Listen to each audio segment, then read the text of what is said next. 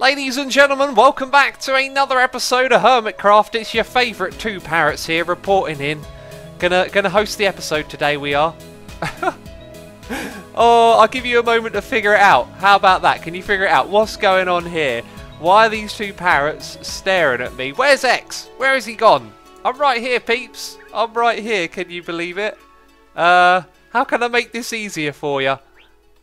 Let's put on... Oh my god, that looks so cool. Hi. Yep, I'm invisible, and parrots ain't invisible when you're invisible. That looks ghostly. Definitely ghostly. Looks kind of creepy in front of the skull over there. Oh, that's funny. Right, shenanigans aside, I need to set these two down. I actually picked them up from over there, so we'll head in that direction. This episode, I have a plan of action, and that is to build 3 separate contraptions around our base, all involving redstone, and they're all going to be uniquely designed for the 3 different things that they're doing. I'm looking forward to it, because I do like doing my redstone, don't I? You know that by now. Now, let's get these parrots to dismount. Do you know what? All that parrot myth busting I've done recently give me a couple of ideas. One of those, the little invisibility trick there. But these parrots are generally quite useless in a way, because the one use that they have that's really clever, apart from being cute and adorable, is mimicking the sound of other mobs. Yet, as soon as you jump up and down like that, they dismount. So they're kind of useless when you're caving. I really wish they would reconsider how the dismount and mount function works, because then you could take them caving with you. Yes, you could. Anyway, let's wait for this invisibility potion to wear off, and then we can get to business. We're going to kick things off over here at the witch farm. And don't worry, I'll get to the redstoning later on. A thought crossed my mind though. Slime farms. You build them up to Y30, and then that's usually the end of it, right? Well, you can see I've started digging out the slime chunk here, and that's because any blocks that are above Y40 that a mob can spawn on are actually going to slow down the rates of the mob spawning underneath it. So if we remove all of this and put a glass ceiling on it, then it's going to be a lot faster for the slimes that are spawning down below. And now it begins to rain, which is disgusting. So let's head down here. You can see there is quite a bit of digging to do. There is a spider intruding this area, and actually there might be a couple of mobs down here, because you can see I did just a little bit of digging. Thanks, that was very helpful, because I actually wanted to come down here. I want to show you what's going on around this corner here. By the way, if you've been enjoying the Hermitcraft episodes, today's will probably be a little bit shorter than usual. So I'll let you know there is a live stream on the second channel, and it was a pretty awesome live stream, because we finished up this room, okay? You can see there's now leaves and cobblestone. On this side, it's looking gorgeous. But our zombies, the undead, have been separated. And I did this like a pro, I tell you. I gave it a lot of thought. What we did is put a cobblestone wall on the top at the front so they couldn't escape. That was the sound of a witch dying. That's actually scared me. And then we came round the back, went to the top where this water is, and we let one of the zombies out, and the water pushed the other one back in. It was absolutely genius. It went really smooth, and the whole thing was done, you know, in a few minutes on that live stream. You should go check it out, because it was really cool. Anyway, we also hooked up the redstone over here, so we've got a lever in this spot, and when we turn that on, I think that's going to turn the farm off, because it's currently running. But we're going to spend some time in the area, because we need to build a witch hut over here. So I've had some success with luring mobs around so far, and I think I want to try my luck again and get a witch out of here. So we want to swap it into this mode where they survive the fall. However, this thing has been, I was about to say inconsistent. So that one survived the fall. What I'd recently been seeing is that they would land on this, and then they would take damage and then die. But actually, they've just been landing on this block and dying straight away. That's kind of interesting. So they will survive when they land on that. Well, I'll shut up now. We're gonna prepare this area over here, build a little witch hut room, and then try and lure a witch into it. Now this is looking gorgeous so far. I scratched my head, I thought about all the different details we could put in here. We got bookshelves, a plant pot, a bed, some paintings, looking good. But this, bam, cobwebs. Perfect for this witch hut, I reckon. We've got to throw a few in here, that's for sure. Let's put another one in that corner. And then probably down on the ground is the next spot. And this is all made out of slabs, so it's spawn proof. And I've got something else in here that might look cool. Tripwire hook, somewhere to hang a coat on the side there. Maybe 2 of them like that. Yeah, it doesn't look so bad. This little bit right here, though, is going to be for glass. The one thing that I forgot to bring with me. Anyway, this is like a living room slash bedroom slash library with a closet. And then up here, we're actually going to have a light source at the back because the floor is going to be level. So that means that mobs could spawn in it. And yeah, just a little kitchen up the back here. So we're almost done. We've got a little table and chairs. It's looking very cute and witchy so far. No witches have been spawning here, and that's a problem. Until I remembered that when I left the area, I turned it off. So we should see a whole bunch drop down in a second. Check this out, though. Looking gorgeous in here. I love it, and I like the light at the back. Just adds a lot more depth to this visual here. So very cool. And now we just need a witch to go in there. And I was expecting a whole bunch to drop down and die, because we've turned the farm back on. Oh, there we go. We got 1, possibly 2, 3, maybe 2 or 3 too many. Oh, goodness me. Okay, 1's out. Excellent. Come with me, you. I have a name tag for her. There it is. We'll talk about that in a second. You're supposed to follow me. You don't like me, you. Look, it's a player. Quick, come and kill the sumo. That's right. Follow me in here. Oh, throwing potions at me, are you? Keep trying, I say, because I'm going to do the off very quickly here. Ow! We've both been poisoned, and now you've been trapped. Oh, look at that. I don't know if you heard it then, but a very loud and strange, unfortunate sound came from outside there. It was very distracting. Let's... Oh, we can't place it, because all of you are in the way. Also, we want you all to die now. Let's get rid of these, put that slab back. Come on now, there we go. Excellent. And there's the sound again. Someone was drilling or cutting wood, I don't know, one of the two, with a very dodgy sounding saw. It sounded like it was going to explode, so I decided to shut my window.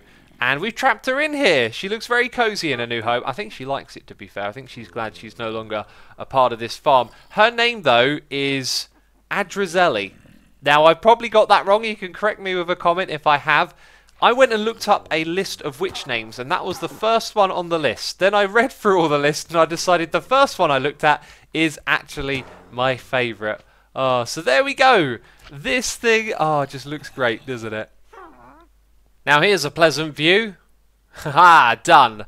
We've dug this out, ready to build a slime farm, which we'll do soon. My plans keep changing, I tell you. Was going to build it a couple of episodes ago, but whatever. Killed some slimes down here, and I didn't record it because I figured it wouldn't be my lucky day, but apparently it is.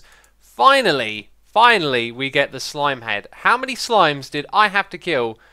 I always click on options. How many slimes did I have to kill to get this head?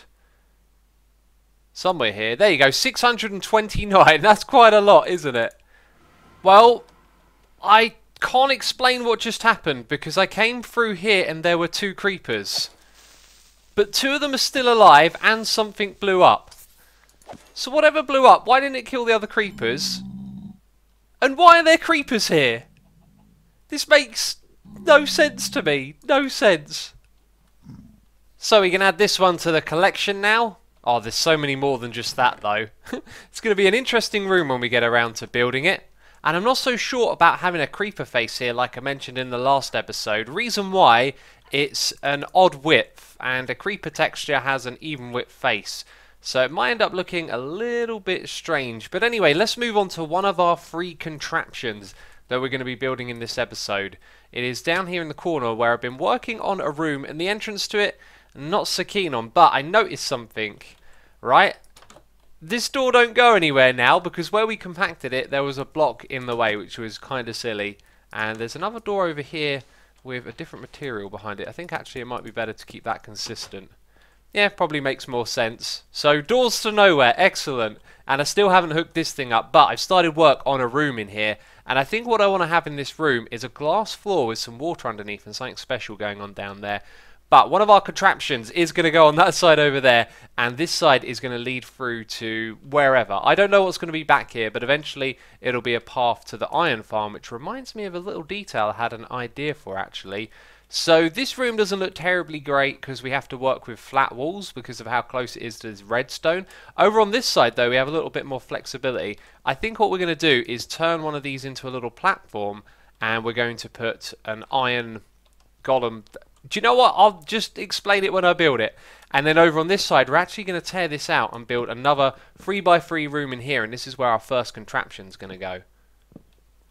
I've glassed over the floor here, and what we're going to do is put some water down there and also some iron golems, okay? I know iron golems don't traditionally hang out in water, but it's kind of signifying the theme of where this room is eventually going to lead to, which is the iron golem farm over in that direction, right? And because of that, gonna plop down some of these fellas looking pretty fine, guarding the way over there. It's very cool stuff. Maybe those should be enchanted, actually. That might make it look a little bit better. Yes, I'll probably do that and come back over here with some enchanted armor. Now, the deal is at the moment, I don't know if I want to have this go straight to the iron farm yet, as there's other things that we might want to have in this area, like an elevator. So the next room might be an elevator before the tunnel to the iron golem farm, but I just don't know at the moment. And anyway, when it comes to this room here where our contraption's going to go, you can see I've sort of copied the walls a little bit, but we were kind of constrained with this design, and I think it doesn't look so good repeating into here, so we're going to rip this one out and try again. So how's that? Looking good, right? These golems are liking it down there, I tell ya. Throw in a little bit of greenery as well. If you've got any ideas for other green things we could put in that area, I reckon it would help, but the rest of the room isn't very overgrown. It feels a little bit weird to throw these bushes in around the place because the walls are flat and there isn't a lot of depth or little places to sort of squeeze them into, so they kind of push out a little bit, and I'm not sure if I like that. Also up here in the ceiling, maybe we can have a little bit of that going on. The ceiling is developing well, by the way, and our Iron Guardians here have now got shiny armor, and below the water, by the way, you can see some wool. I think it's cyan and light blue that I went for there, and the blue, I really like it. It bounces off of the orange, which is cool. But anyway, we're here to finally do some redstone, and I'm going to try and do this live. However, I'm probably going to make some cuts, because I think what we're going to do is be relatively simple, but I don't know, it might require some more advanced redstone. So what I want to do is create a contraption that's going to help us automatically convert lots of this white concrete powder into the concrete. Yeah, that always confuses me when I have to say that, because you got concrete powder and then you got concrete, and oh, you know what I'm like. Anyway, we're going to put obsidian around here because we don't want to accidentally mine anything else. So there are our obsidian blocks, and we have an observer facing upwards or downwards. I don't really know how that works, but its detecting side is up here. And what's the other block that I want to place? It is a fence post. Yes, I thought about this, because when we're looking downwards, what we don't want to do is accidentally right click on the front side of the block. So we're going to be holding down right click and left click, because this will be on the offhand, okay? And then our water source is going to be here. So what we don't want to do is have this thing come back into where the water is. So if we stand here, we can right click. We can't right click again because the fence post is blocking it. So now if we hold down the click button, it will mine the block. So with that detector, we are probably going to detect two things: when the block is being placed and when it's broken, and possibly a third time when the water flows out, if it actually does that at all. I'm not sure. So I reckon the solution might be really easy here, to just add a few ticks of delay so that those different detections get converted into one signal, and then possibly just a redstone torch. And back here I forgot to include something rather important, which is a dropper or a dispenser facing upwards, and I even put one in my inventory.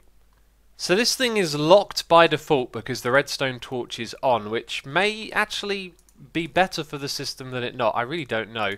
Anyway, to do a test, we're going to put those in there. They're not going into the dropper just yet, which is fine because we've got a few of these, and I don't want to waste too much of this stuff while we're testing because I don't have a lot of gravel. So hold down, right click, right click first, then click. And it gave me one! Did it really just give me one? Was that it? Oh, do you know what? It acts really fast. It might be a case of just having like 1 or 2 ticks. Let's try it with 2 this time. Okay, again, I need you on my offhand. The idea here is that it replenishes it fast enough so that we can keep doing this for a long time. Yeah, it gave me 1 after I broke like... Well, actually, no, it gave me 4. Maybe I need to start off with more in the offhand. There we go, look at that, it's sustained... Oh, it was sustaining itself and then it stopped. Why did it stop blinking? Did the torch burn out? Oh, it just turned back on. Right, that's fascinating. So a torch burn out, that means it would never keep up, right? If this works the way I hope it will work, it will solve all the problems I saw there. So one of them is that the items end up going all over the place. Now if we, the player, are standing just about here, I think it's quite likely that all the items that get jumped up are going to end up in our inventory, which is pretty cool. So we don't need any hoppers or anything like that. Now this has been moved to that location, so now all we do is look down, and we probably don't actually need any of this obsidian on the side. Over the back here, what I've decided to do is hook this up to a comparator clock. I hope I've done that right. Like with a signal going into it and it on subtract mode, shouldn't it blink over and over again? Why don't I test that first of all? Okay, redstone torch. Yes. Oh, and it's dispensing. Okay. Now what it might do is dispense it too fast, and also it dispenses it into this block, but with us standing right here it should be good. Now if it is too fast, there's probably a way to slow it down, but I'll figure that out when we come to it. So let's put that back on. Well, actually it probably doesn't need... it needs to be on all the time. So if it is too fast, maybe having it on one tick might help. Let's see what happens here. Okay, so we need these in the offhand. There's more in there to go, right? And we grab our pick, face downwards. We're going to hold down right click and left click. And that is working. That number is going up too fast though. Do you see it down in the bottom left? That's too much. So this thing needs to be slowed down a little bit. Let's try it on 2 ticks and see if that does anything. And we're going to run out of blocks here. Okay, so there we go, finally. And now, now it's slowed down. Actually, I think it ran out of blocks. So it might have been giving them to me at the right pace then. Okay, this thing works a charm. And if you check out the view from my camera account, you'll see that the circuit at the back probably isn't necessary or needs to be built in that way, but it actually gets the job done. And I've just gone through a whole stack of the stuff and I found a little bit of a problem, which is that all of the items get pushed back underneath the carpet rather than the player itself picking them up. So that's a bit of an issue, and then the items generally kind of fly out all over the place.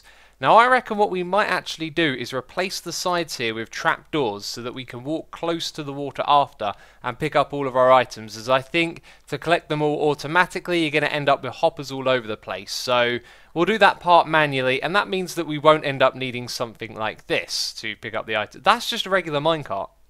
Yeah, I was supposed to put a hopper in that, but we're not going to use it anyway, so that's just fine. Anyway, I'm going to come back here and tidy this up later, because now I'm really in the redstone groove. I want to pick up my redstone shulker box and head over to the next one. There's 2, and I don't know which one we're going to do. Do you know what? I'm going to save my favourite to last. So the next thing we're going to do is head up there to the skull. So, can you guess what this crazy contraption is? I bet you got no idea whatsoever, or no idea where we are right now. Well, actually, no, you know exactly what we're doing, because we got 2 camera accounts on one screen. I like it. Technology, eh? That's using OBS Sphere. What I'm building right now is a block swapper, and yes, we are up at the skull, and yes, we are going to change the eyes. Oh, yes, we are.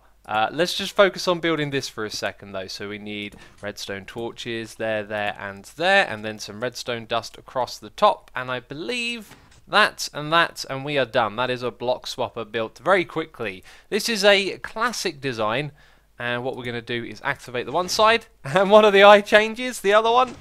Oh, and it comes back. And it comes back. This is great. I didn't even have to go and check. I guess I could have looked down here and seen very easily. Now what I'm going to do is actually remove that, and we are going to place a line of redstone between the 2 of them to connect them together, and then it can operate from one single button. So this time they're going to change. Aha! And now the eyes are going to open. So this means that at different times during the day the eyes could be open or closed. So this part isn't really me figuring out my own redstone contraption. The next part is, this is just a classic block swapper design. What we're going to do is hook up a daylight sensor to this, and it might be a lot easier than I think. So you might just be thinking, hey, slap that daylight sensor right down on that redstone. Well, unfortunately this thing requires a pulse, so we can't just feed it a signal, as it won't finish what it's doing until this powers, like so. So we need a pulse going into this, and that's not what this thing does. It gives off a constant signal, And it also gives off that signal when underneath blocks. I always thought it needed direct access to the sunlight, but apparently that's not so. So what we're going to do is hook this up to a piston that's going to turn that constant signal into a pulse. So I don't know at what time of night or day this is going to actually activate, but the signal is going to get stronger during the daytime and weaker at night. And at some point this third piece of redstone that I'm about to place would no longer be powered. And right now it is powered, so it sends a signal, and I don't think that was long enough for this thing to do its job. I think it's got the green one out at the moment, so let's try again. Oh wow, it actually does it really quickly. Well, that's cool. So I want the eyes to come out at night, which means it's actually in the right position, and I believe the sun is going down as well. And it just changed. Oh no, what one's extended? It's the wrong way around. Quick, if I power this again, this will be perfect. Okay, so it's night time. Jeez, that was the wrong way to do that. Let's put you on top of there. So it's night time. The green... Oh, the green eyes were out, were they? Well, I'm a derp. There you go. Okay, so the green eyes are out at night time. The signal strength has gone all the way down. Now, when the sun comes back up on the other side of the world, this is then going to come out again, and as it becomes daytime, it's going to swap it back. That is seriously cool. And actually, just looking at how far down the sun is, I think we don't need 3 pieces of redstone. I think we'll actually just go for 1, so we'll have it right next to it. Oh, there it is. I was patiently waiting, then I turned to the side. Oh wow, okay, so look at that. The sun is barely up and the eyes appear. Except, didn't I want the eyes to be out at night? Whatever I said earlier in the video, this is the way that I want it to go now. So I'm going to move this back by 2 blocks, and I should actually make sure that this stays up for just a moment. But that is the contraption, okay? The eyes change on the skull. How cool is that? I'm loving it. And I guess before I remove this, I should wait for that to extend, which is just done. Fantastic.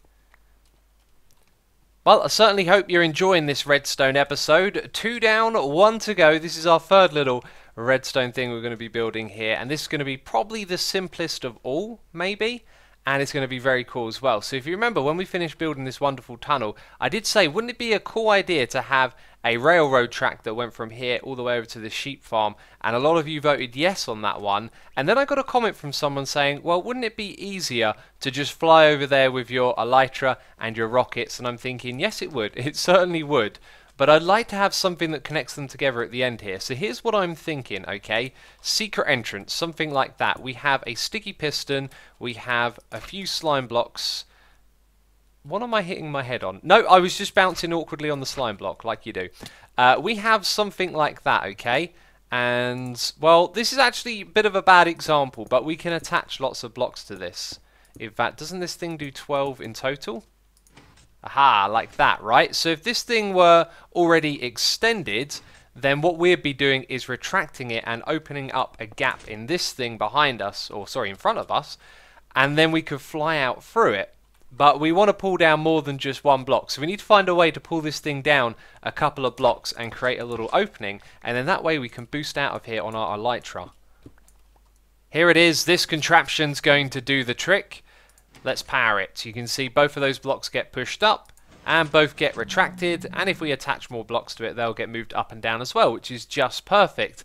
Now, this redstone here might look a little bit complicated and you might have had too much redstone for your noggin for one day, but it's actually pretty simple. When we turn this on right here, that torch is going to power that block, but first of all, this one is going to power the piston at the bottom. So that one extends, the second one moves up and extends as well. Bam.